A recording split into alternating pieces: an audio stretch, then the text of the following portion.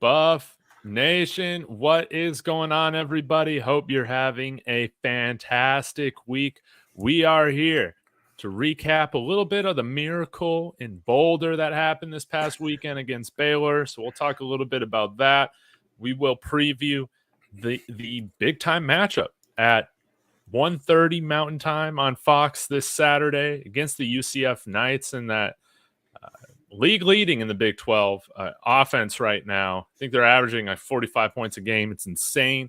But without further ado, Russ from Buffs News Weekly, always here as my co-host for Buff Blitz. How are you doing today, Russ? Doing good. Hump day as always. Ready for that Saturday game and to see what happens. I'm very interested about this matchup this week. Yeah, I think Brian Howell, if I remember correctly, he was talking a little bit earlier saying how this could be our toughest challenge in the conference, and definitely could be our toughest challenge on the road at the very least. But hey, y'all be sure to smash that like. Let us know your thoughts on this matchup in the comments, and of course, share this as well. That goes to really help our channels. But yeah, Russ, let's I know you were here to recap with me as well with Carter Dillon on the post-game show. That was really awesome from Let's Talk Buffs. But a few days removed from the weekend, man, how are you feeling about that whole performance we saw from the Buffs? Yeah, I spent Monday watching the all 22 on the offense. I watched every single play, slowed it down, took a lot of time on it. And saw a lot of things that I don't like. Okay. Some really concerning things. The one thing that I'm happy about is they are making adjustments each and every week, slowly but surely, finding things that work and then implementing them a little bit more. So I'm hoping that we continue that, because there is a lot of stuff that I mean, you and I are not football like geniuses or coordinators or players that have backgrounds, and we as just basic fans can watch that video and be like, what are we doing? Like, we are making it so much harder on the offense, which I think is why it's not succeeding as much. The big thing that I noticed, and Dave, you tell me if you noticed it, because I watched some of your stuff this week explaining it as well. It seems like we're just way too many vertical routes. Everything is downfield. Everything is on the outside of the numbers. It takes way too long for the play to develop. And when our line is struggling, we should be doing everything in our power to make it easier on them. And it's just crazy what we're doing. Like, the plays are open. So what I think is happening, I think we've seen this each to week. I think defenses are saying, okay, we're going to protect the short routes. We're going to send pressure, and we're going to tempt Colorado to beat us over the top. But we believe that our line is going to get to the quarterback before he has a chance to throw it deep. Yeah. And I think that's what the strategy is for all of these teams right now, because I'm telling you, we were a couple seconds away. And by that, I mean, like, if Shedeur had a half a second here, a half a second here, I mean, we're putting up 50, 60 points, and I'm not even exaggerating. I saw a number of plays where Shedeur got hit, sacked, whatever, and he was about to throw it on a breaking guy who was wide open downfield. Like, I mean, a good separation, would have been gone for a touchdown easily. We're that close. So I'm a little disappointed in the fact that we're not helping that out more. Also, and I'm going to ask you this question, if you agree. I noticed we have a lot of safety routes from the running backs, a lot of, checkdowns. They're open. I've never seen Shedeur even look their ways. No. Do you, I mean, is that your assessment too? It's it's there, but I think he just wants the big ball. That's all he's looking at. Yes. Kind of taking a few days to go back and look. I think that, especially coming off of the performance against CSU, I think there was definitely confidence of like, hey, we can have these guys up front just protect. And I think it's true. I think on some of these plays, man, like, yeah, it's those longer developing routes that are going to be open. I think, though, it might have been Topher from Folsom Frenzy podcast. I think he might have brought up how, yeah, there's a lot of these kind of short developing routes. They're like curls or hitches or whatever that just kind of, they don't go anywhere if they're covered. And yeah, like that might have been, we might have trusted our offensive line a little too quickly after that performance against a bad CSU team. That's what it might have been. And I think like that's been one of the themes that we've seen from Shedeur since he's been here, is that he's going to be an aggressive quarterback, and you're going to live and die by that. I think it lends itself to have more big gains than bad plays, right?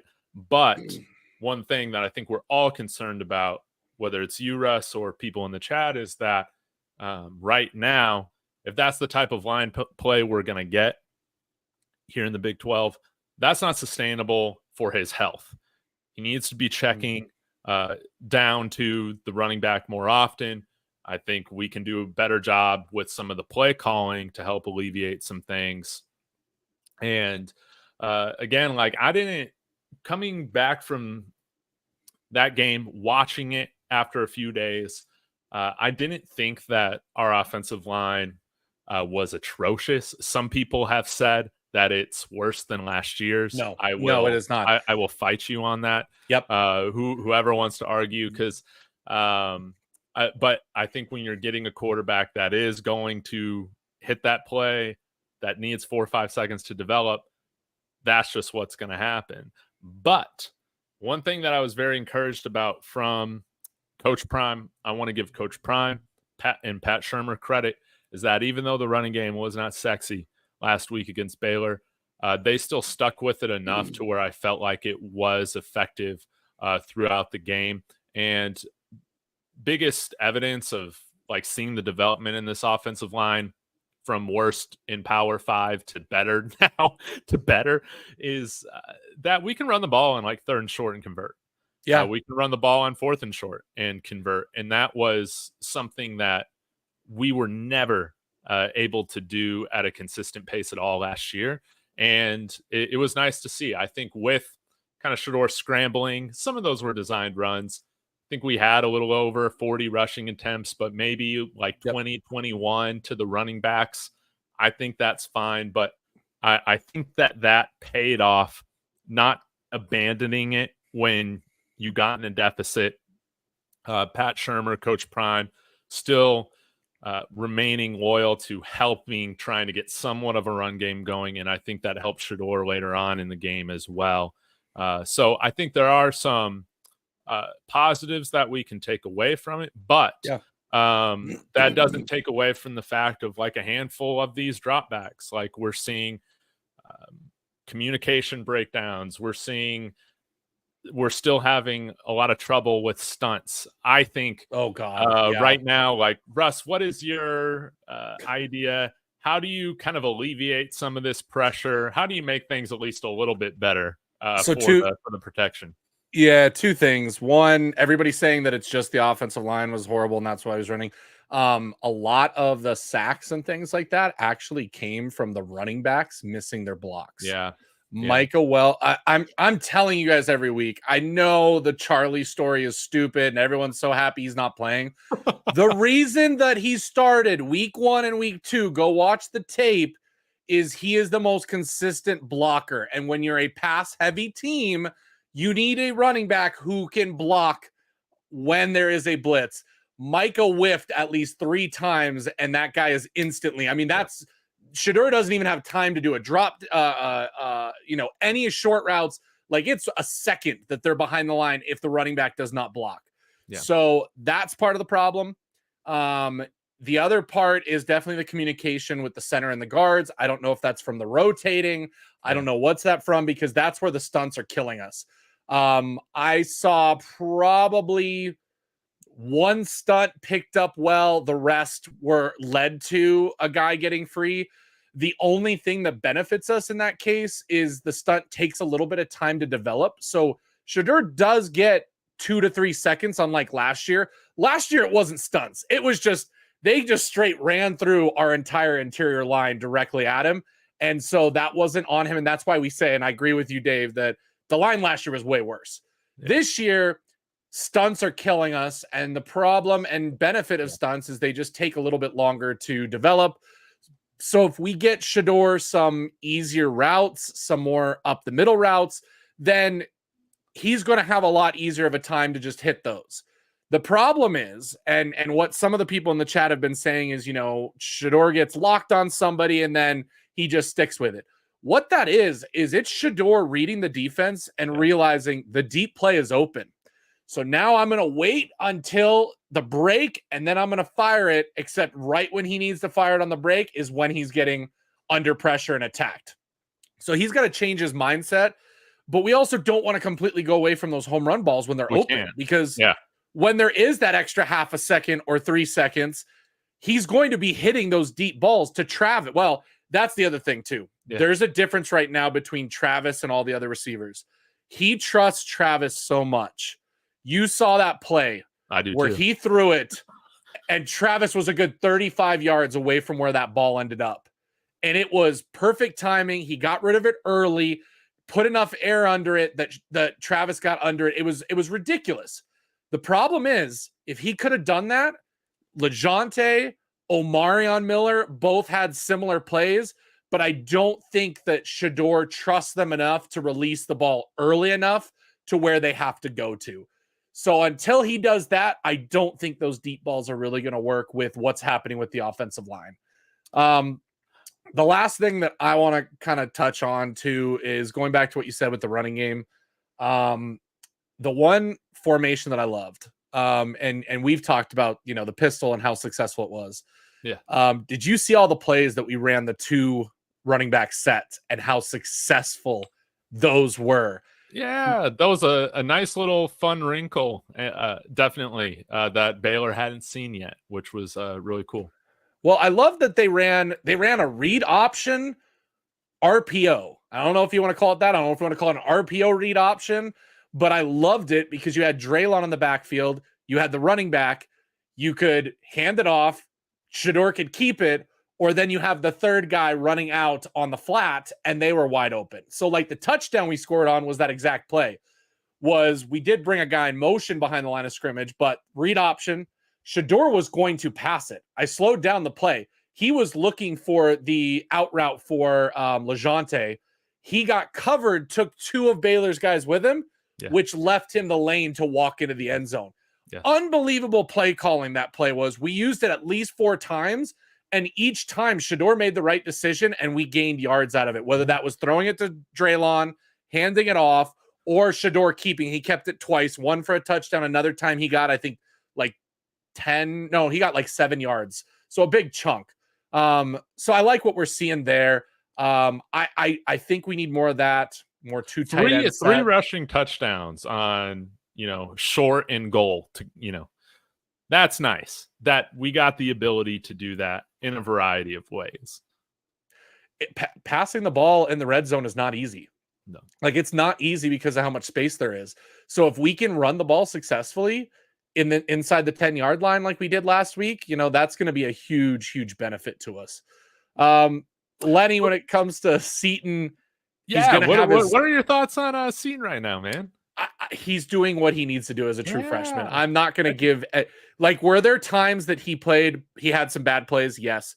Did he have a couple holding calls? Yes. But I don't feel like he's the problem on the line. He's more consistent, I feel, than everybody else. And he's a true freshman. We talked about this, right? He's playing out of his mind. He's playing out of his mind. He's had some of those true freshman moments. We all know that he's going to have those, but he's going to get better as the season goes on. Very confident, and that's why even I think that this is accurate. Rennie here, we're talking about Michael Welsh, but I think the more reps these guys get in game experience, especially Welsh being a true freshman, he's going to be developing better as a pass blocker as well. We just got to remember some of these guys are a little bit young. They're being asked to do it. Maybe we see, Augustive's had a little bit more time than Welsh, but he's still a young player when it comes to overall college football experience. Same with Dallin Hayden. Like, not a lot of them have a ton of snaps.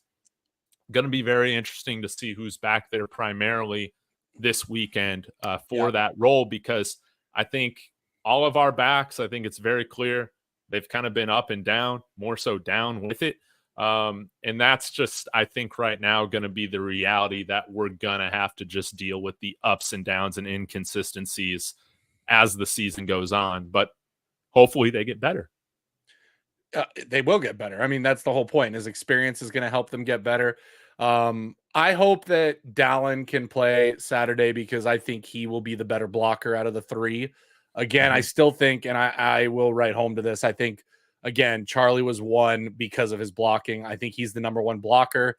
I think Hayden's probably next, and then you can kind of split the difference with Augustov and Welch, because Isaiah had some problems too where he got blown by. So a lot of the pressure that Shedeur was under was because the running backs didn't do what they needed. Also, what I didn't appreciate, I didn't love that they weren't, okay, if we're not going to use the check down throw, then at least have the running backs chip on the way out. They are avoiding contact as much as they can. Or just have them stay there. Exactly. At this point, if Shedeur's never going to go to them on that, unless it's like a set play, there's no reason to even do that. Jarius, the one thing I want to say with that, that's why Mateer left. He did not want to be a blocking tight end. Okay, I'm curious, Russ, because I've heard different things. I've heard people impressed with Savell Smalls. I think our initial reaction post-game was impressed with Savell Smalls.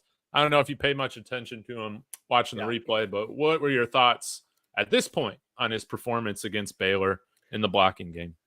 He's getting better at blocking. I would like a dual threat tight end. He's not that. The couple times he's way too slow. It is like watching molasses out there run. He's just too slow to be a really effective tight end. I mean, Mikey Harrison last year was great at the catching, was athletic enough, could make plays.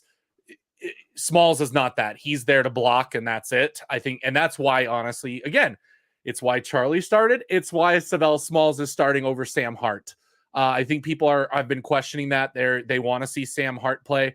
I think Hart is more of a receiving threat than blocking threat. And so they're pushing Smalls over him because of the ability to block. I would say, though, again, maybe I need to go back and watch, but I thought with what he was being asked to do, I thought Savell Smalls did fine. I think like where I've seen him, I think he's been a better run blocker than he has been in pass pro, but 100%. I don't think he's been given a lot of opportunities to truly pass protect. I think he's being asked to just kind of chip a lot.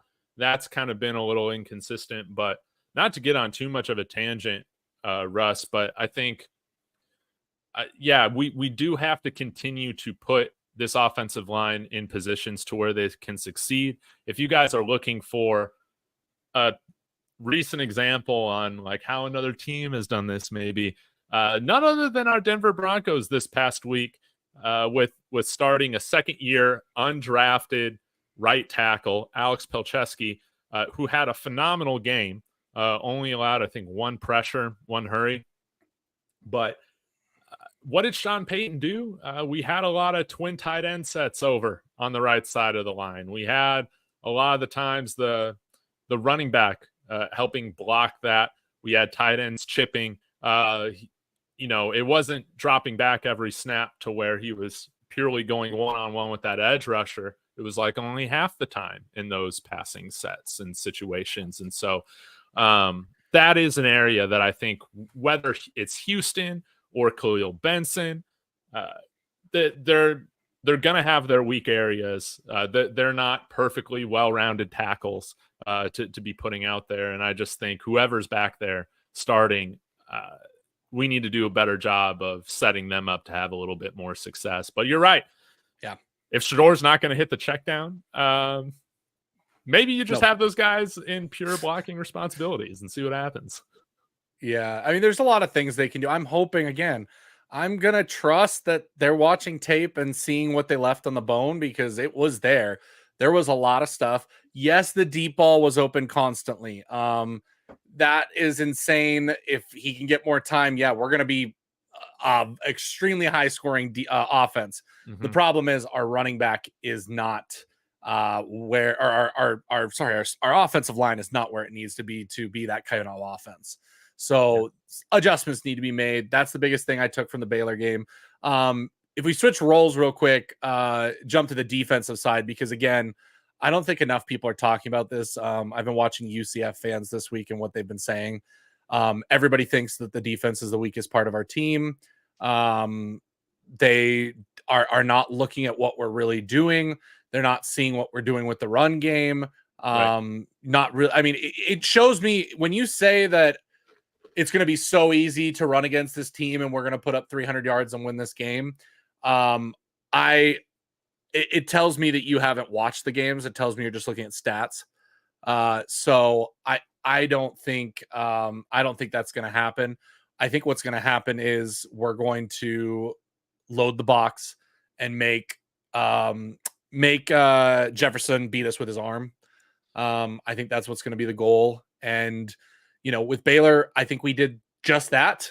And I will take a couple big plays.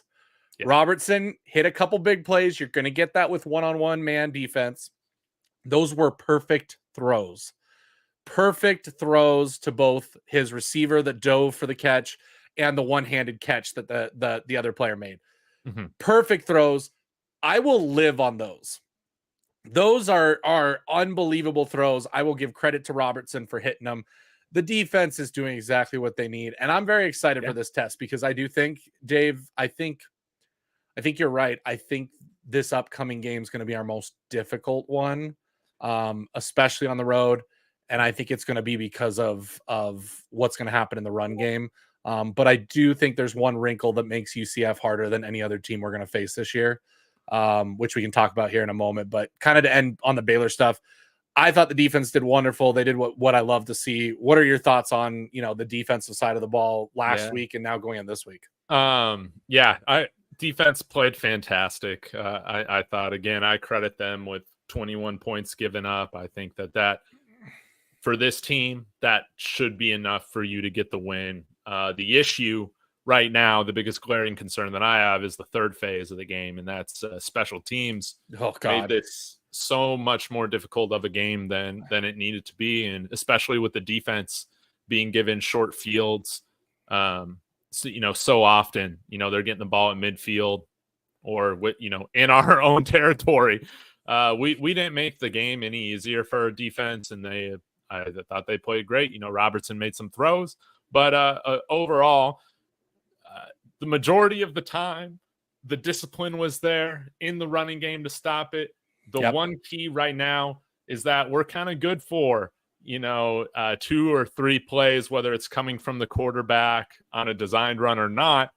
We're good for them to run some huge gainers against us. And that's kind of why, we should have held Baylor considerably below what they average on the year on the ground. But because of those 2-3 big plays, they averaged exactly what they average rushing on the season, which is around 165 yards.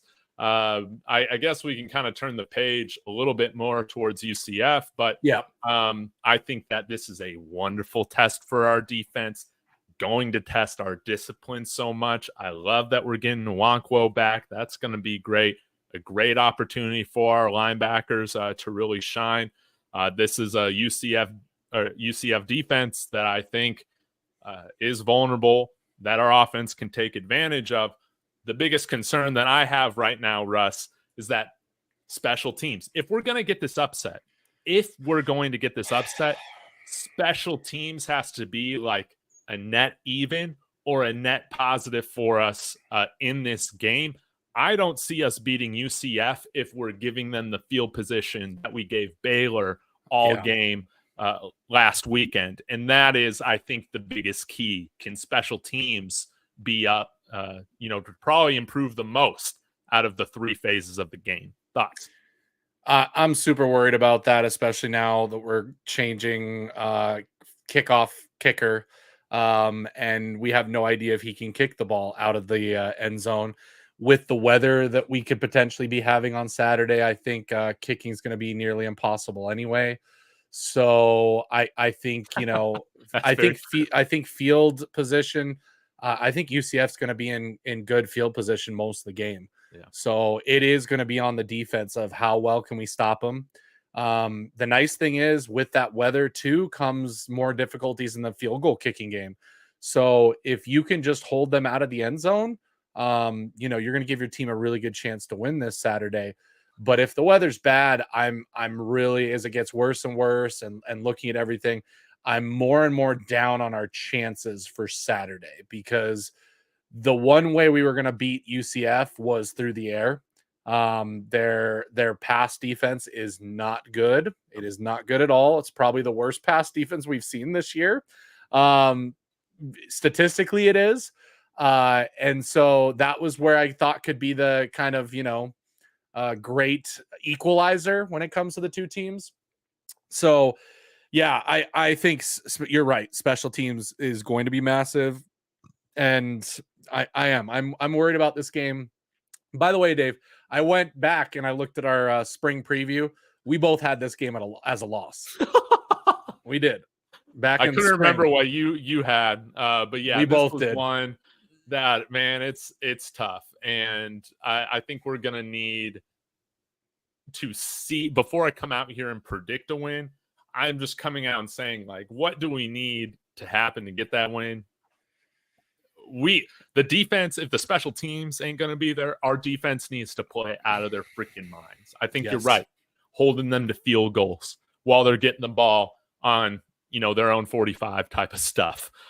This defense truly needs to play out of their mind. The great thing though is that KJ Jefferson, he can beat you with his arm, but this is going to be the most talented secondary he's gone at so far this year.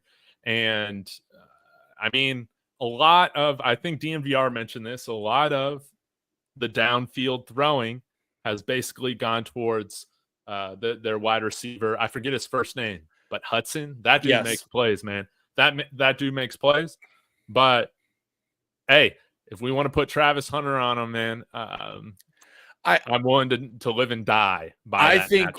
I think what I'm willing to live and die of is double teaming him, one with Travis and one with the safety over the top, just to give that help, because I am ready to live and die by the other guys playing one-on-one man with most of the guys, and seeing what happens there. I think that would be a good game plan. Stack the box, go one-on-one, one safety high, have that safety really just kind of shadow Hudson, and then whoever's one-on-one with Hudson is going to be, who we deal with. If we can shut down Hudson, then we're looking good as far as if we focus on the run. But again, I'm worried it's going to go to the weather this weekend. Like, I mean, we're literally dealing with post-hurricane in Florida. Like, if the wind is too bad, we're not going to see any passing. And if we have to win straight up in a running shootout where it's run for run, we're not going to be able to keep up with UCF at that point. It's going to be a lot of defense staying on the field too long. The defense, us going 4 and out, we need to really perform. That's part of my reason why I'm so worried. Like, if it was clear skies and a beautiful Florida day, I would say it's going to be a close game. I would say with a chance of us winning. Well, let's talk about the weather a little bit, though, Russ, because I assume they're going to tarp the field and all that. Yeah. But what's the forecast for Saturday? I haven't even looked. I only wanted to be a meteorologist last week. Let's see. So thunderstorms Saturday, by the way, so we could see delays there. Oh. Tropical storm warnings. Let's take a look. Orlando, Florida on Saturday. Oh, yikes. 10 mile an hour wind to 7 mile an hour wind. Okay. is what it's saying. 80% chance of rain. Thunderstorms in the afternoon. This game starts at 3:30 Eastern. Yep. So we could be dealing with some lightning delays. It looks like at night there's not going to be that. So who knows if that happens. If the wind is down and we at least get similar conditions to what we had this past Saturday, we know we can pass in it, right? Yeah. We saw that. So I'd feel a lot better, and I think our chances are a lot better if that happens. So it'll be very important to see what goes on with that and what our game plan is for that. Are we going to have a game plan in place in case, we do have to make changes like that on the fly? Yeah. What about you, Dave? What are you thinking with this here in this? Well, while this is going to be a really tough matchup, you're not going to get me coming in here talking a bunch of junk about UCF and all this stuff. They're a very good football team. But this game is winnable, man. This game is winnable. I think as long now, if you're asking which team I'm taking in a mud bowl, I'm gonna be taking UCF. Yes, they run the ball like 50 times a game. It's like it's just in their DNA to win something ugly like that, right? Yep. I gotta see that from the Buffs before I start to come out here and predict that it's going to be happening. But if the conditions are half decent, I mean, we saw. I didn't really expect the rain to be as heavy as it was at the end of that Baylor game. Part of the reason why I'm not a meteorologist. And, our team kind of played. They weren't bothered by it. So that was great to see. So I think if we just get okay conditions for this game, we're going to come out passing the ball. And as Kevin Riley's bringing up, I don't think that D-line is anything special either. I think they have one total sack on the year, and that's with going up against FCS New Hampshire and Sam Houston State in the G5 and TCU. So I think that this is a great week to where we could probably see some bounce back play from our offensive line because, again, Dave Aranda, that Baylor defense was very creative with just the pressure they were putting on our offensive line to make decisions and communicate together. And if you include our running backs in that as well. When you look at UCF's defense, traditionally, that's not how they play, doing a bunch of exotic kind of stuff up front, all these stunts and misdirection. On the flip side, that's what makes their offense so darn exciting and why it's a pain in the butt to defend. You have a ton of misdirection. You got guys always doing sweeps. You got RJ Harvey getting the ball. You got Wildcat going on in the red zone.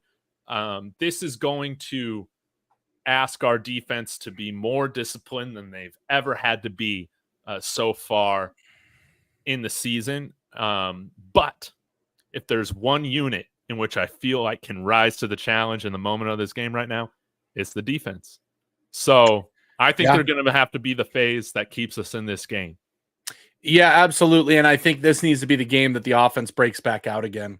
Like you said, this is, and I don't want to get too ahead of myself again. There's probably some UCF people that'll hear this and all that, and we're going to, bulletin board material, whatnot. But I think that UCF's defense is probably on the same level of what we faced against CSU. I really do. I think it's going to be a very similar type performance for our offense. And we left a lot out on the field in that game, stupid mistakes that could have made that even more of a blowout.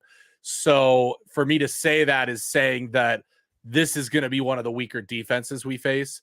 But that offense for UCF, if they can control the ball, which they will, with running the ball, that's going to make a difference and help their defense out. So it's going to be up to that. It's going to be up to, can the defense, I'm glad that Chidoze is coming back. I'm glad they held him for one more week, because this is the game that I've had circled all along that we're going to need him the most to plug up the middle. But between Cam and the law firm and the linebacker room, I think, they're going to be able to help us plug up some of those holes and hopefully make some plays like they have been each and every week. So it's going to be a rough game. That's all I'm going to say. This is, like you said, I'm not coming into this one talking trash and saying it's a blowout or we're going to win by a lot or anything like that. this one, and honestly, Dave, I want your opinion. Do you think this is a must win for Colorado? No, I don't either. no. I think last week was Baylor absolutely at home opener. That energy, that had to be a win. Had we lost that, thank God for the miracle. I would have been, thinking something else. But yeah, it's this one I'm not as high on. Like, we don't need to win this one. This can be a pass game. As long as we look good and we don't get completely blowed out like Nebraska, I'll be okay if we lose this one.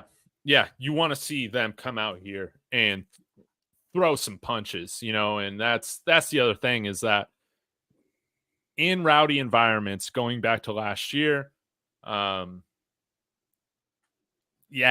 they just have not performed.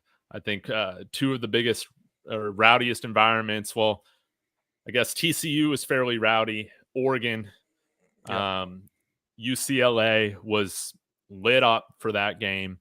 You had Washington State. That was the other one. And we got up for that week one. But outside of that, we struggle on the road. This team struggles on the road.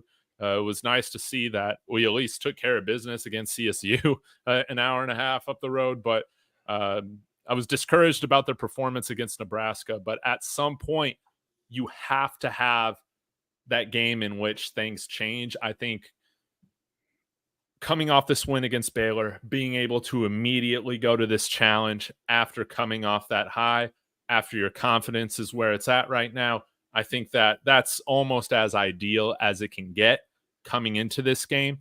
So that's great. But yeah, at some point you got to play a good game on the road, right? Like you got to start the game off with a little bit of confidence. You got to start the game off a little bit hot.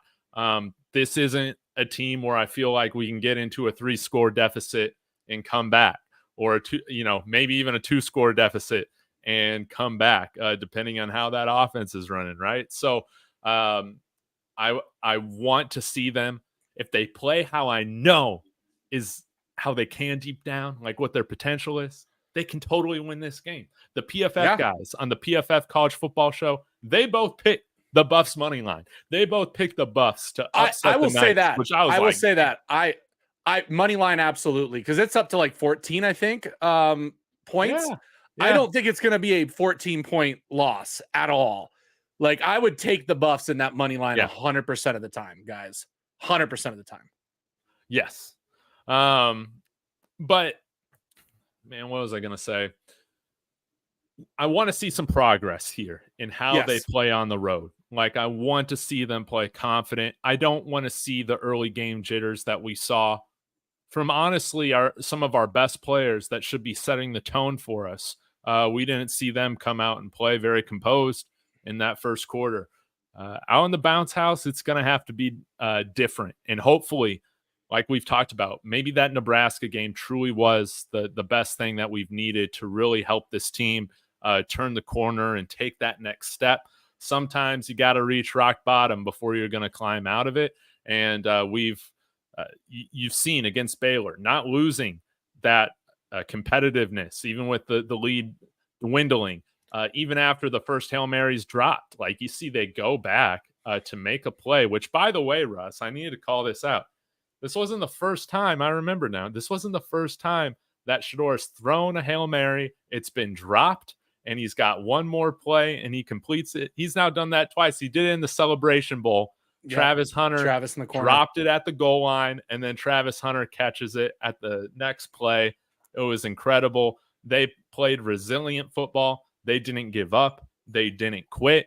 And that is that's what's giving me hope coming into this game. But to 32's point here, I'm more worried about Townsend over KJ Harvey, their running back, and KJ, their quarterback, if I'm being honest. And Townsend is going to be an issue on the punt return, man. Yep. He is going to be an absolute don't kick it to him. issue. Don't kick it to him. Don't kick it to him. No. And they got dynamic athletes in the backfield and on return like crazy. Penny Boone, he's their second string running back. He would be our starting running back here. Pretty sure he's a very good running back. And they got a lot of speed. Do you see this being a matchup in which we have like a traditional 4-3 look, Russ?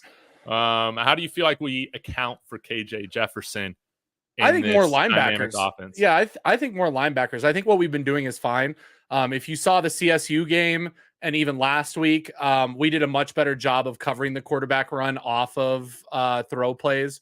It's not as big of a difference maker. Obviously, the one thing we do need to fix is we need to fix the quarterback draws because those are killing us. That's two games where we've allowed a big quarterback run on a quarterback draw. So that's the one that I'm kind of, worried about. And that's when I want to see us finally stop. Yeah, thanks. Well, for also pointing this out. Yeah, Miles Montgomery, their second string, but he was actually out for part of that TCU game. Gotcha. Thank you. Yeah, so they got 3 running backs, man, that can all take it to the house. And I just lost Russ here very quickly. I'm sure he'll be back in just a second. But let's go ahead and take a look at what UCF has done so far. Again, take this with a grain of salt, but it's nice to have some context on how these guys are performing coming into this matchup and the challenge that we have ahead for us. So, if we're looking at the Big 12 rankings right now, on total offense, Russ just lost power, so it might be a little bit for him. Hopefully, he can get connected to a hot spot. But UCF, insane, guys. Averaging 45.7 points a game, compared right now to our Buffs of averaging just 26.8. You want to see us get to that 30-point mark or so. Feel like we're going to be in a really good position if we get to that 30 points-ish per game with how our defense is performing, and hopefully special teams can get cleaned up. Special teams gets cleaned up, I'm feeling much better against these more even or underdog matchups that Vegas might have us in. But averaging an insane amount of 570 yards a game, only 200 or a little under 200 yards of passing, and then rushing is just what's insane. Averaging 375 yards on the ground. On the flip side, I do feel like their defense is gettable. Allowing 300 yards of offense, passing 240 yards, and on the ground, this is where things are tough.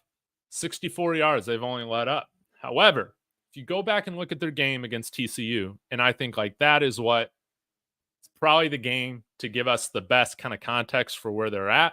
Josh Hoover isn't that good of a quarterback, in my opinion, and he absolutely lit up this night's defense. 35 of 53 for 402 yards, 4 touchdowns. So if conditions are average, I do feel like Shador's going to have a big day. And I think he's going to have a big day because I don't see this being a game in which we're running the ball the majority of the time and getting this win. I just don't. And honestly, I feel like we just might be passing the ball regardless of what the conditions are. For the most part. We'll just have to see. But you can see, RJ Harvey, 29 carries against TCU, 180 yards on the ground, 2 touchdowns. And KJ Jefferson, they didn't throw it a ton, but incredibly efficient. 13 completed passes for 230 yards, 3 TDs. And what I appreciate about UCF and Gus Malzahn is that being down 21 or whatever they were down, I think it was a 3-score comeback that they had against TCU. They don't abandon the run because they can still rip off big time gainers in the run game. So, this is going to be a fantastic challenge. I'm pumped up for this game. We need our special teams unit to rise to the occasion. We need to have, I think, just some semblance of a run game, just a run game with somewhat of a heartbeat. And ultimately, again, this is kind of what it comes down to every week. If we can protect Shador, we're going to have a chance. That's how I feel about this thing. This could very well be a high-scoring affair, and that's not because I'm down on our defense, But that literally is because, guys, I'm giving a big portion of the influence of this game right now to return coverage on kickoffs and on punts. And right now, that coverage last week, especially in those phases of the game, was atrocious. We gave Baylor prime starting field position throughout the whole game, and they weren't able to capitalize on it. I'm a little less confident of, or I'm a little more confident in UCF being able to capitalize on really advantageous field position early on. Special teams is going to play a huge factor in this game. And I think that's what has me most worried. If special teams can just play somewhat of a decent game, be a net even, we're going to be in position to get this upset. That's how I feel about it. But I got to see it before I can start calling these close games that special teams isn't going to cost it for us, man. Right now, especially with the kickoffs, Palazzo doesn't have the leg to get it deep. Maybe somebody else starts doing those kickoffs, but highly, highly concerned now. At least Jace Feely could get it into the end zone every now and then, right? Right now with Palazzo, what we've seen, we don't see that. So this is a high octane offense with a lot of weapons. There's no way I see them scoring 45 in this game. No. And that's why it's going to be important for us to protect Shedeur, because this game should be winnable. It is. But there are going to be some things that need to fall in the right place for us that haven't necessarily fallen in the right spot for us 4 games in so far. So I'll get to some of your comments as we wait for Russ's internet to restart. Let me get back to them.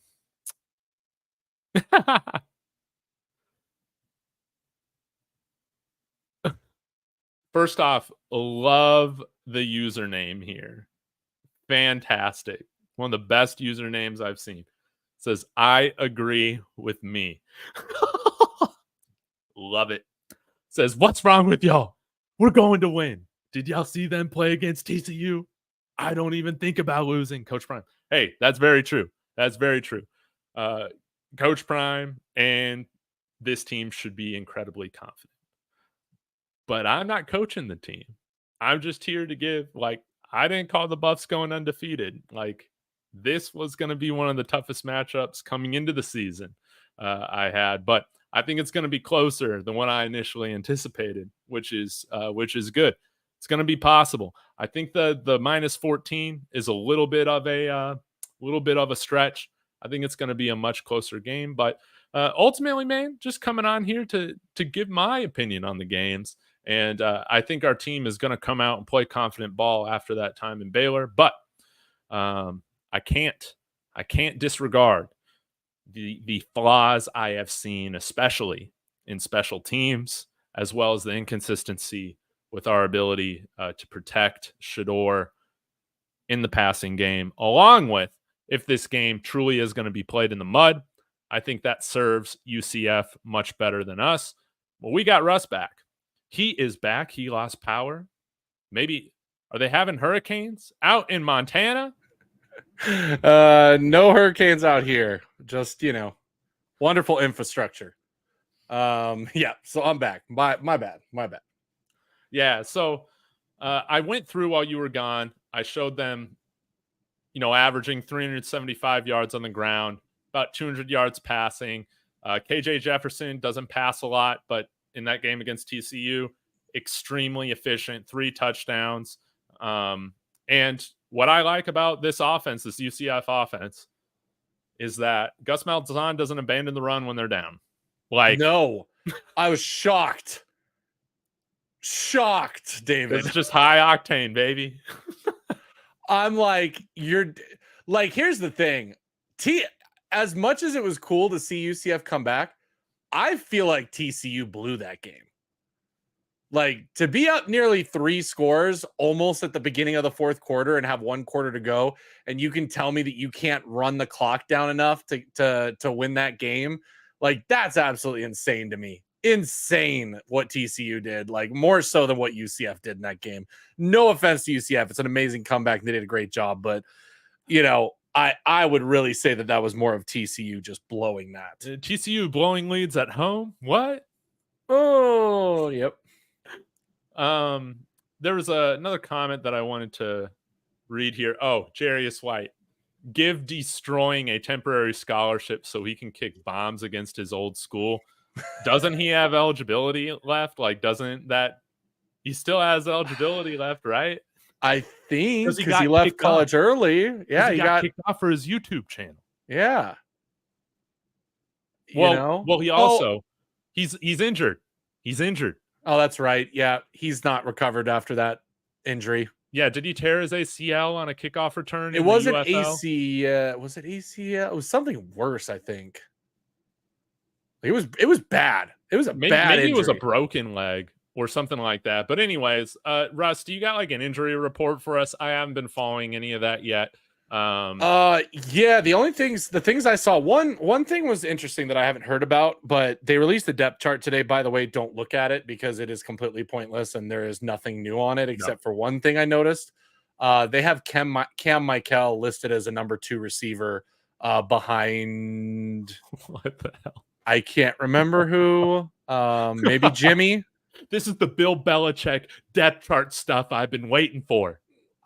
So is Cam Michael making his debut and dressing and coming with the team?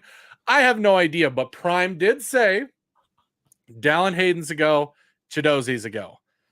He said Shurley, Prime already confirmed Shiloh's not playing this week. Good. He said at earliest maybe next week or next game. Yeah, guess we're on a bye. We're on a bye after this week. So I could see him coming back next game, especially with the bye week. But I don't think they want to rush that right now, and especially how the safeties have been playing. Carter Stoutmire's been doing fine. Yeah. No personal foul penalties from Carter Stoutmire or Cameron Silman Craig. So right now, and I'm a Shiloh defender, but right now, if it ain't broke, don't fix it. That's how I feel about the linebacker. That's how I feel about everything on defense right now, man. I'm fine. If a quarterback's going to beat us on some man coverage, beating great coverage with an exceptional throw. I'm fine. I'm fine with that. What I can't handle is if this UCF team runs for over 300 yards on us, man, and they beat us that way. I can live with KJ Jefferson making some plays to play out of his mind, just like I could live with some of those throws from Baylor last week. Could live with them. What I can't tolerate is us just getting our butts whooped in the run game. And I think, man, that's the matchup I'm most excited to watch, man, because it's their strength, honestly, against our strength. Yeah.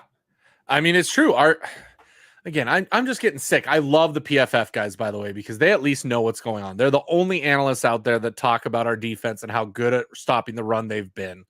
And so it's strength against strength, weakness against weakness. Like it's who's part of the team is going to elevate itself above the other, and what that looks like. So yeah, I agree. I'm excited. And like I said, I'm just so glad that Chidoze's back. I think that's the one thing we're missing there. I mean, hey, mind you, Cokes has done a great job. Anquan Barnes has done okay. I think Tafiq Thomas has played a little bit. What's Tarian Carter's injury? Oh, I don't think we've even heard anything about him, so I don't think he's coming back. I think his is a longer term from what I've heard. Damn. That it's a more serious one that occurred. We still don't know. This team is so this is so crazy to me. We get a full access view of this team constantly, right? Yet we never see a depth chart. We never see injury reports that say what people have injured. Like we get rumblings and rumors and things, but like this team is tight-lipped when it comes to that stuff. Yes. I want to read this comment here, Russ, from Kevin. Yep. This is good. I'm wondering if you have any comments or thoughts on this. The offense has to sustain drives. Quick 3-and-outs against a team that runs the ball like they do will gas out a defense. They need to try and play complementary football. What are your thoughts on that? I mean, 100%. I mean, Dave, how was our time of possession against Baylor? Dude, that was one of the things that I've forgotten to talk about, man. That was awesome. I think we had the ball 10 more minutes than they had. We did. That's the key. The time of possession battle in this game is going to be the biggest key. Whoever wins the time of possession battle, I guarantee you wins the game. Because that's going to tell you, did UCF run the ball down our throat, and did our offense sustain any drives? Because if it's slanted UCF's way, there's no way we win that game. No way we win that game. No. And yeah, man, like, we got to win the time of possession. We cannot abandon the run, especially if there's going to be sloppy conditions. And I don't know how you felt about the run blocking. I still felt as if, I do think one thing that I am predicting, Russ, is that, not just in general, I think we'll have a better performance from the offensive line in both run and pass blocking. But I am expecting to see Tyler Brown have a bounce back game this week.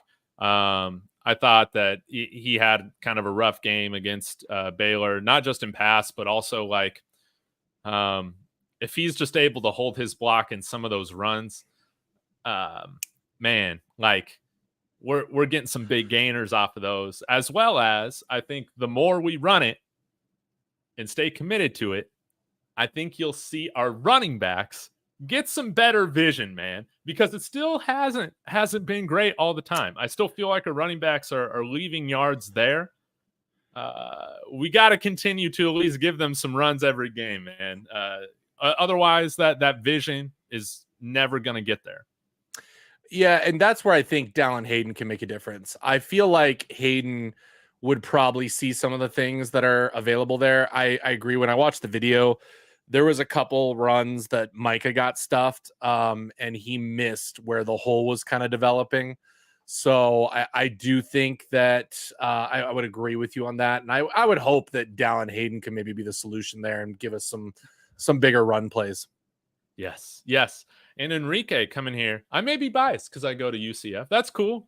Coming into the chat. Love that. But people seem to forget about the fact it's okay. Just that UCF runs the ball. It's the fact that they run it in so many different ways. Yes. Oh, yeah, we talked about that. Yes.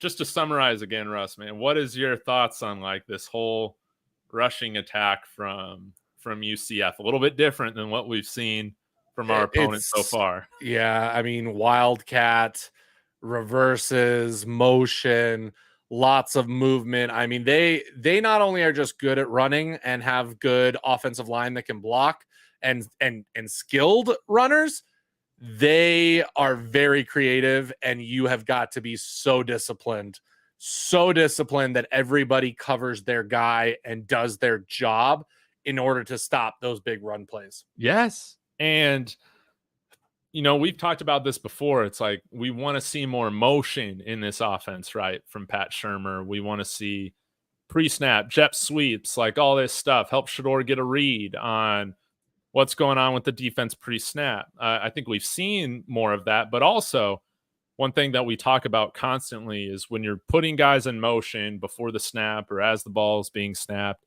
it just forces the defense. They have to make more decisions before the play happens. They have to communicate more before the play happens. And the more opportunities you give the defense to break down, the better. The more likely you'll eventually have a breakdown or a busted coverage or a hole that's not filled, right? And that's what leads to all these insane gains. So pre-snap, UCF is pure chaos. Misdirection all over the place.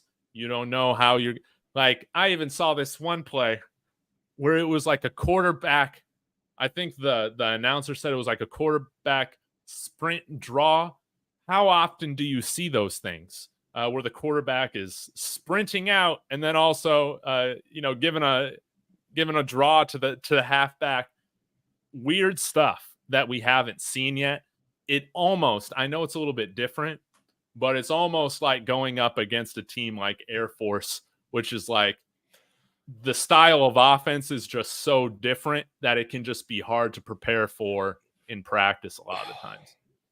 No, yeah, nobody ever wants to play Air Force ever. I mean, this year was maybe the year because they had a much weaker quarterback when it came to that play, but playing the triple option, playing creative running plays are not easy because of the discipline that's needed in order to, stop that play and not allow big gash plays. So it's really going to test the defense this week. I'm all over the place this week. I am just not so sure. Like, excited obviously about what happened last week, and then we got the win. And I feel good going into this week now because of that. Like, Yeah. not a case of like, oh, we could lose 2 in a row, or we could have 3 losses and be, 2-3, and this season could be over essentially at that point. But, we're in a much better spot. You and I had us going into this game 4-0. We both had the win against Nebraska. Obviously, that game could complete just throw out the window type thing. But I think we're still in a good position because we got that win last week. That win is going to be one of the most massive wins that we have all year. Yes. And I think our performance, again, not perfect against Baylor, but there's a lot of strong signs showing that, hey, like we're going to be competitive in these conference matchups. And so, I don't feel like we're out of any matchup that we have. But this is going to cause, or we are going to need to play better in some of these phases than how we've played all year if we're going to go into a very tough environment and get this victory. Before we get into our predictions, Russ, I want to ask you a couple questions. Okay. Any more thoughts from post game with, or since our post game with Will Shepherd, Omari Miller? Is there any, like, what do you kind of expect from them? Watching the tape, Dave, Omarion, that could have been the Omarion Miller game. When I was talking about Shedeur not having enough time to hit that deep ball, Omarion was a man possessed after that touchdown. He had at least 3 plays that Shedeur was looking his way he was going to be wide open, and Shedeur waited a little too long / it didn't develop in time, but Omarion Miller would have been wide open. So seeing that compared to what Will's produced and what Will does produce on tape, I do prefer Omarion, but here's where I think we're seeing what's going on. Just from the little things we're seeing around, I think part of the reason Omarion's not getting the pull that he is because I think some things are happening off the field / with practice. Just the way, because like LeJohntay just had the podcast with Reach the People, and they asked about Omarion, and there was almost a hidden meaning type message about, Omarion developing and growing up, and, it just made it sound like there's something else going on there, which is, I think, why we haven't seen Omarion to the extent that we thought. But the play that he got, I think, made Prime realize that Omarion's a gamer and has always been a gamer. And so I need to give him more play. I've heard way too many people want to give Will a pass. Listen, I gave Will a pass week 1. I gave Will a pass week 2. I gave Will a pass week 3. It's been every week. He has had bad plays all season. I'm not saying fully bench him, but I do want to see some more of Omarion and what he could bring to the table. Because I think that Omarion is going to be breaking out. He has been breaking out, and he is just an unbelievable skill. Dave, have you thought more on that and what your thoughts are with? I feel kind of the same way. It's like, I want to see Omarion getting more snaps. Will Shepherd's probably got to come down more, but we need all these guys firing on all cylinders. Like I think it would be really helpful to get those guys involved early. And still, like, to Lenny's point, seeing some more Draylon out of the backfield, having some stuff drawn up for him, I think could be really helpful. But I think maybe with a guy like Will, we need to get his confidence going a little bit early. Imagine if we got 5 guys or 6 guys, if you include Draylon, that are all playing up to their potential. That's what you want to see. Similar to the run game. It's like, We need to stick with it, even though it's not pretty, even though maybe it might not be the best play you would call in a vacuum, for this team. We still need to stick with the run, especially in that first half for the greater picture of things. That's kind of how I see, like, it'd be nice to have some plays drawn up for them just to get them in a groove, get them. And I wouldn't mind this with Shador at all, like getting some more quick timing, get some more slants in there, right? Yep. Getting the We ball out of never his run hands slants. early so he can have those layups, so that those 3-pointers he's asked to shoot in crunch time at the end of the game, when it's a close game, those come a lot easier. Sometimes you just got to see the ball go in, from a basketball analogy, before you start making those crazy trick shots. So the other thing I'm wanting to, no, we can comment on the UNLV stuff after our prediction, because yes, in Bear I would love Alexander, to. It's we're seeing something brand new in college football all of a sudden. Yes, but let's get to your prediction and your player of the game. Let's have a player of the game.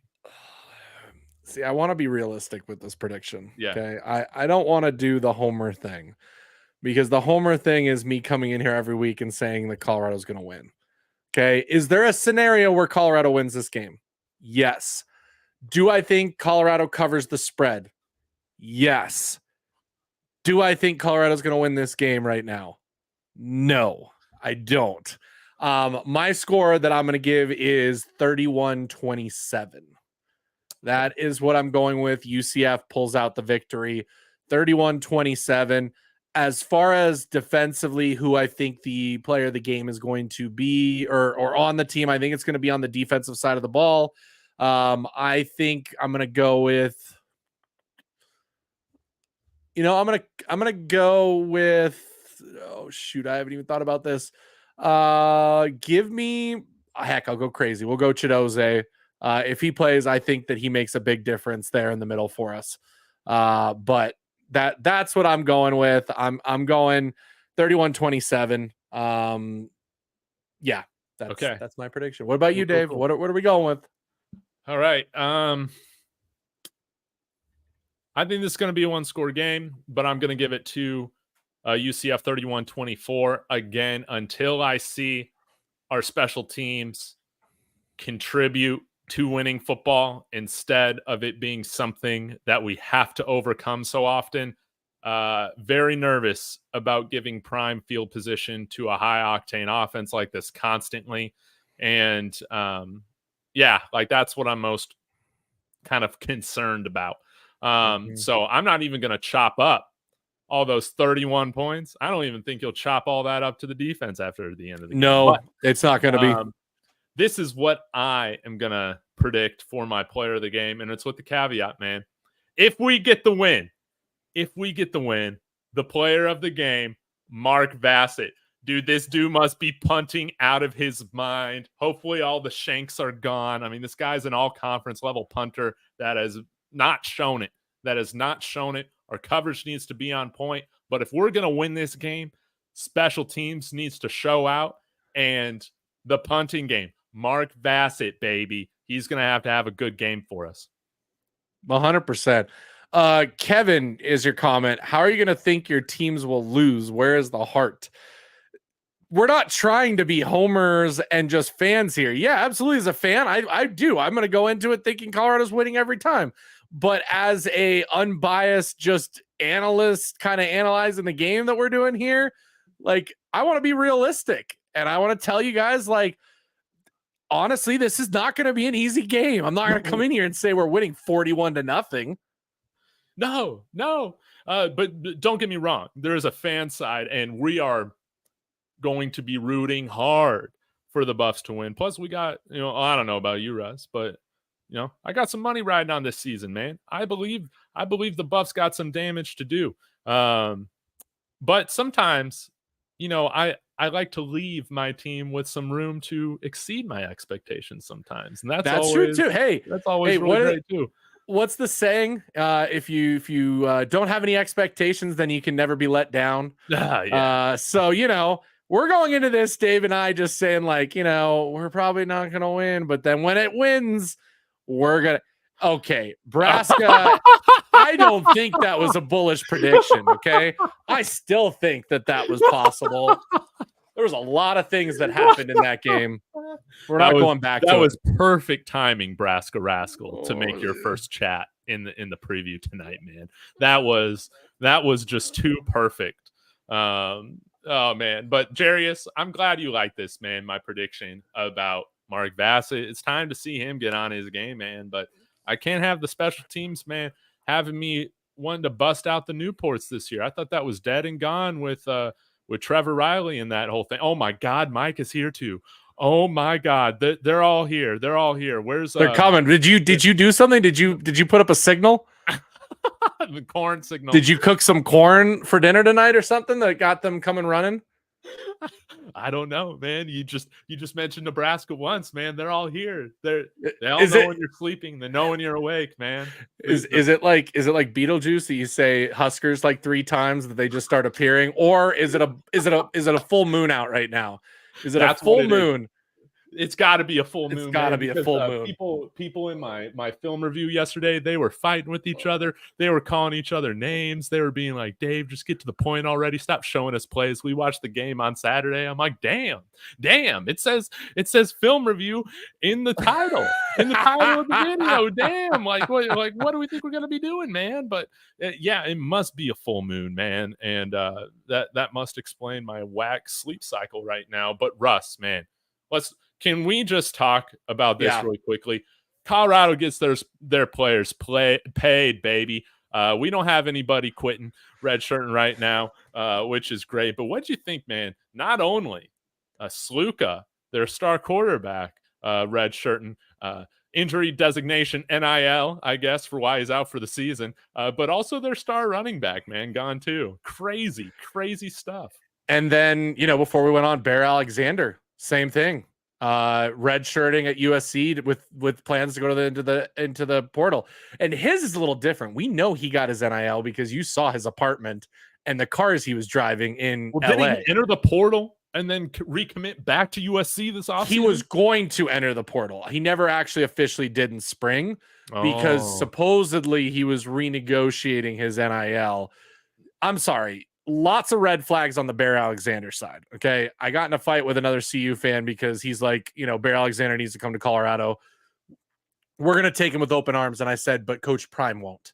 He already said that he didn't want to come here because we didn't give him enough money. And Coach Prime is all about the NFL versus NIL, talk. He's like, you'll get your money, but you're going to get your money the right way. We're not just going to throw the bag at you. And I think that's what happened was we told that to Bear Alexander and he walked away and didn't even, continue on with us and ended up at USC, who gave him way too much money. And I think that Lincoln Riley has been paying for it since. And I think that they've called him out numerous times. I think what this is, Dave, is I have a feeling that behind the scenes, USC has been like, we don't want to pay you because you're not performing. And so he's like, okay, I'm out of here because I'm gonna go somewhere else. The New Mexico stuff is a different side of the story. UNL. Sorry, God, I get those two teams mixed up all the time.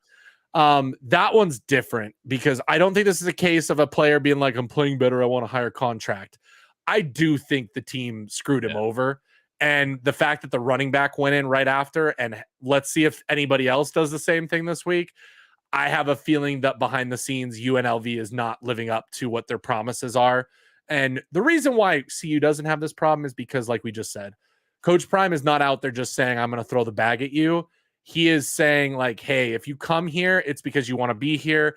And if you perform, you're going to get NIL the right way. Yeah. We don't have the NIL to be able to throw massive amounts of money at everybody. Is there money being thrown around? Yes. Are some players getting more than others? Yes.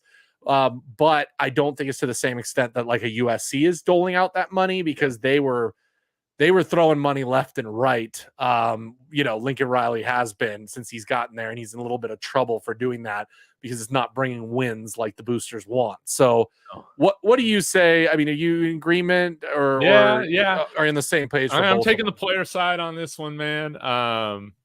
We know time and time again not to trust these not to trust these programs and boosters. Like, college football is one of the sleaziest businesses out there, man. You can't trust people. That's just how it is. But I'll tell you what, Russ, I'll tell you what, it was rumored, or I guess he said that he was promised $100K or something like that. I'll tell you what, man.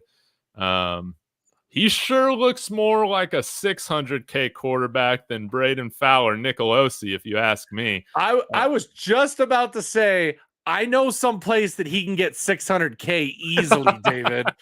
You know, I hear K-State gives that out to everybody who wants it.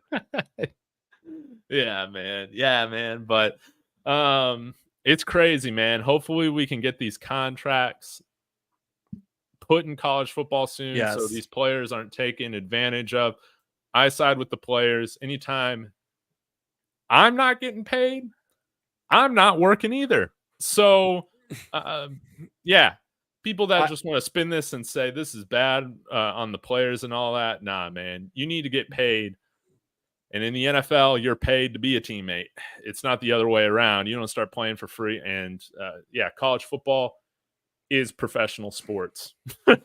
It is. So these guys need to get paid if there was an agreement. So it's just crazy. I mean, UNLV screwed up. I mean, their coach talked about, you know, how much NIL they were having and how they were going to do it. And this is just going to completely derail their chances. If anything, my guess is the UNLV coach should probably lose his job over this, because there's no way they're getting players to come to UNLV now. Well, there's no way. Unless you get the Saudi investment fund.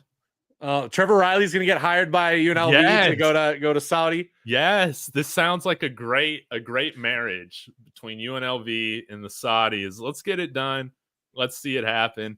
But yeah, I'll read this comment here from Jerry Swight. Recruits need to understand that there's a bigger picture than the fast money too, though. Nobody's going to remember you for your NIL, but the impact you have at the program in need of your talent. And that's why, man, it still needs to be fit, I think, above all else to a degree. That way you're able to capitalize the most. If you're playing your best, you should be able to earn the best, hopefully, or earn the most.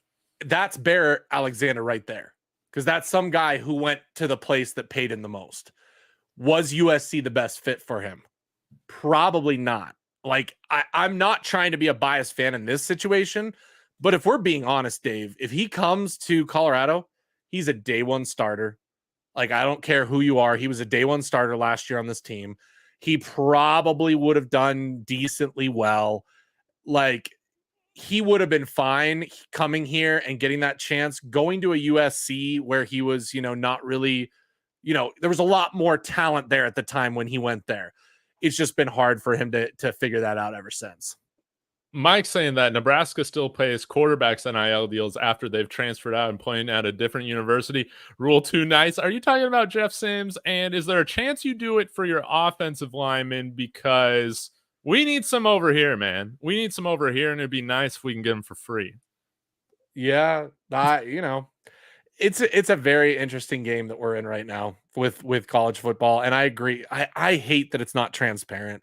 Like, I hate that we have to assume what's going on right now.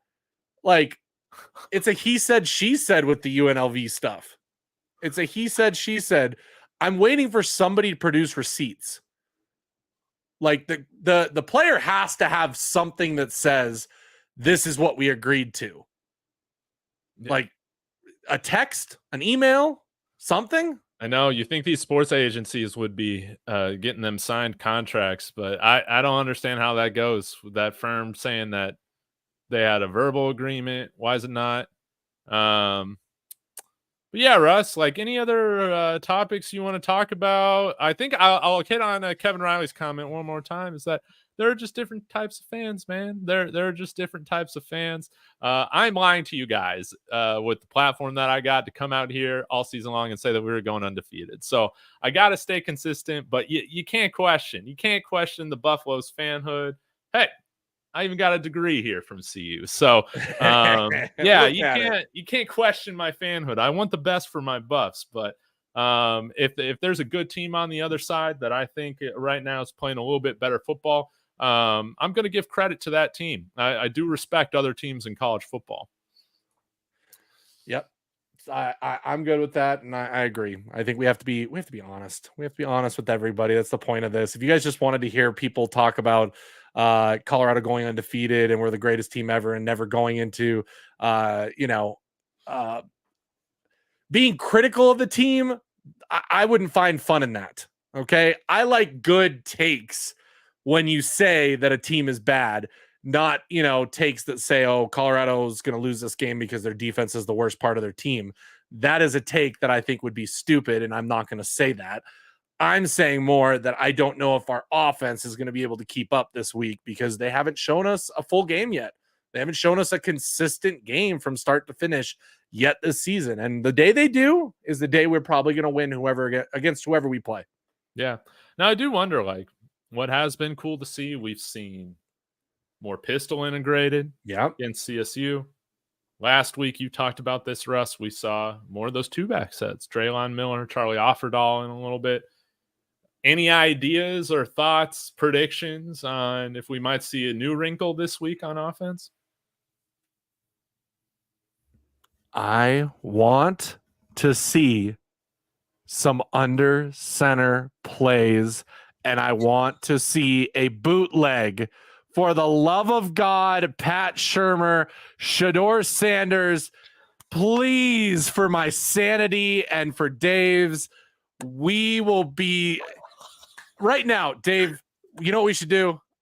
I want to see if you want to be in on this. What if we pledge right now to make a donation to the 5280 or to whatever the name is? I can't with the numbers. Way to go. If CU ever runs the bootleg out of center, I will donate $50 to the NIL fund. Wow. Dude, if we run the bootleg out of center this week, I'll donate $69. How about that? Okay, I'll go with that. I'll go with the real nice donation. Yeah. Who else in the chat wants to commit to a $69 donation if Colorado runs out of the bootleg under center? Man, and I will also I'll also put a nice little wager on this as well. If Shedeur is sacked less than 5 times or 5 or less times, this isn't anything where I'm calling a world beating performance by the O-line. If we get 5 or less sacks, I'll donate that 69 as well. So okay, you guys have it. We have it. Lock it into the chat. Lock it in. We've got the video proof. We will be doing those donations if this darn team just does what we want it to. What I'm gonna say, man, is that I got this little mini helmet last Friday, and Buffs won. So as long as this stays right here, if they lose, are we smashing that mini helmet? Absolutely not. Absolutely not. The Broncos are also 1-0. If the Broncos and Buffs lose this weekend, are we smashing the mini helmet? I have to smash the mini helmet, but I don't want to do it, man. I want to put the Ralphie horns back on. But any other items, Russ? Thanks for going super late with me here tonight. It's been a good Wednesday. I'm excited. To just watch some good football this weekend, and everybody out there, enjoy the game, enjoy the weekend. There's some good football. Georgia, Bama this weekend. Anybody? Is Jackson Arnold bad? Should he be a target in the transfer portal for us? Yeah, it sounds like he's gone based on what the coach said this week. He could be a target. He hasn't officially redshirted or done anything. If I'm him, I do redshirt though at this point. So just so everybody knows, by the way, when it comes to the quarterback situation next year, keep an eye out on these developing stories with quarterbacks ending up in the transfer portal. Aaron Noland at Ohio State could be a target. He's got to play next year, and it's not looking like that'll be at Ohio State. The UNLV quarterback, even though he's not that good, I don't think he would fit our system. If we go run heavy, baby. Hey, Jackson Arnold's, I'd take him on CU. I think he could do okay in this offense. But there's going to be other ones that are going to pop up. So as we've said multiple times on the show, Quarterback and the transfer portal is probably the number one thing you can get. Just look at Syracuse, look at Cam Ward. Transfer portal is where getting a quarterback is going to be the biggest difference. Yes. And I'm still feeling good about Juju Lewis, man. I still want Juju Lewis here, man. I'm just not going to say anything. I'm just going to wait. I'm going to wait until it happens. What about Card Smith, baby? Seems like Coach Prime thought we already got him. So I hate when he does that. He's done that multiple times, and he has not been right all of them. So intentionally, just to troll. I know he does. He did that with Juju though already, like pretty much right around the time that he came to visit this summer. Wait, are you talking about Woo Lewis? Yeah, the Lulu comments. Like, Coach, just zip it when it comes to recruits. I don't know. It gives us a lot to talk about. But yeah, Nebraska Rascal, we're getting down Hayden back. Hopefully he's still explosive from those high ankles. You know, that's one thing it's got me a little worried is sometimes during the season, you just don't have that same burst that you had prior to the high ankle. We'll have to see. Carter saying no matter what, you can't start Juju freshman year. Guys, Carter is from Buffs.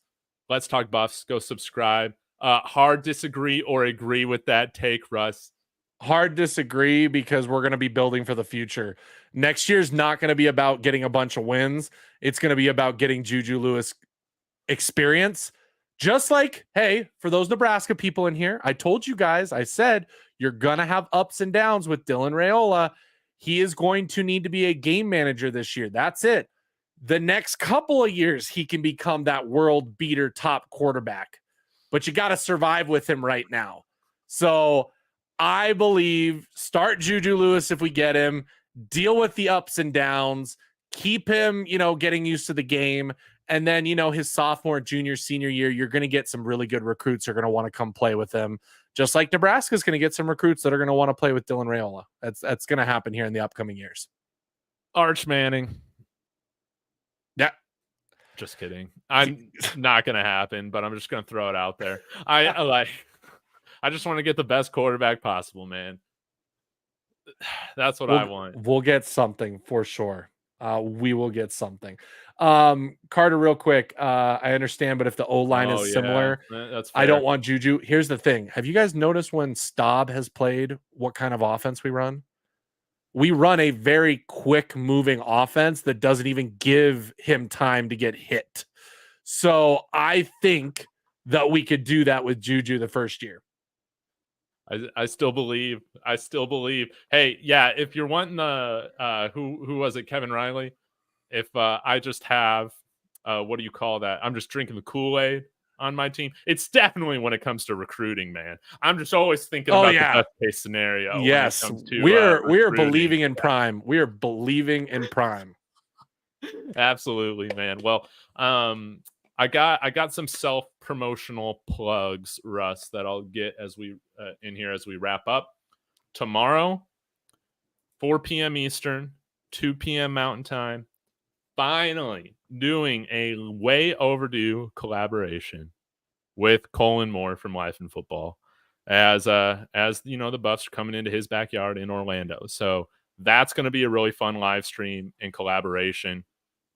And then also, I think I'm going to be doing a live tomorrow night. This isn't totally finalized yet, but with Topher from Folsom Frenzy, doing like a collaborative film review on some aspects of the game against Baylor. And I believe Topher played offensive line. So that is also very cool because he can provide a little bit more nuance than I ever could with some of this stuff. So really excited for that. Russ, anything coming up before UCF, or we'll just catch you after UCF? Yeah, just catch me after. And we are getting closer to 2,000, by the way, everybody. We are at 1,963 subs. So 37 subs away from 2,000. It keeps going up and down. So, if you're here, if you haven't subbed already, I'd appreciate it. Love it. But yeah, that's about it for me. We'll see come after the UCF game. Dude, let's go. Guys, thank you so much to everybody in the comments. Kevin Riley, don't give a damn. the Nebraska people, DQ, Jarius, everybody that was in earlier. Buddy, thank you so much. This is what makes it fun. I'll end it here with Dennis's comment. All I want to hear is that CU will go undefeated. Hopefully, we stay undefeated in conference after this game. Let's go Buffs. Let's go Buffs. See you guys.